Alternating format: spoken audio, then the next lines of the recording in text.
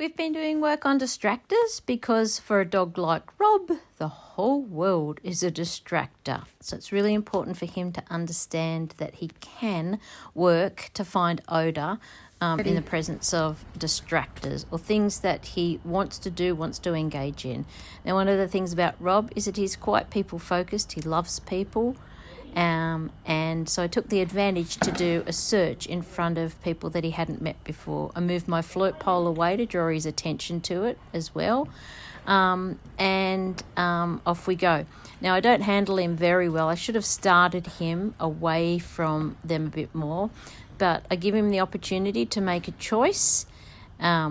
And he does. Now he's actually behind the table. The hide is on the table. I didn't put my arrow in this time because he's just done a search probably about 30 minutes ago where there was a hide there. So there's still going to be some lingering odour there, of course. And obviously his memory. He's got his understanding that that's where it was before, so it's sensible to check it out. But now he's off and searching. I'm narrowing down the search area for him with my positioning and guiding him as to where I want him to come to work. He says, hello, as he goes past again, picks up something here, or maybe he has a look at his flirt pole, then comes back to the table and starts to really work odour. So he's working odour now. I move around just because that's what I do. And he's a good boy. He knows he's right on source and holds it. So very happy with that. So the reinforcers there were released back to the flirt pole, even though the video stopped. And then really importantly, go say hi, because he told me that's what he wanted.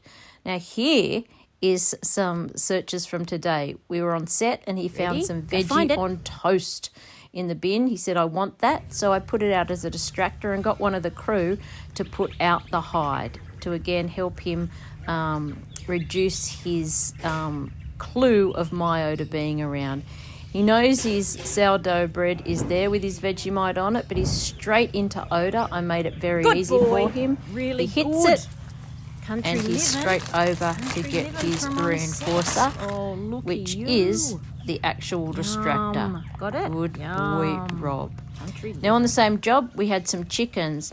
Big distractor for Rob. So in this situation, I got the hide set out by someone, but I didn't actually cue him to go search. I didn't know if it would be too much pressure for him. So I set up the hide, or they set up the hide. I got them to set it up downwind, and I moved in a way that would encourage him to follow me.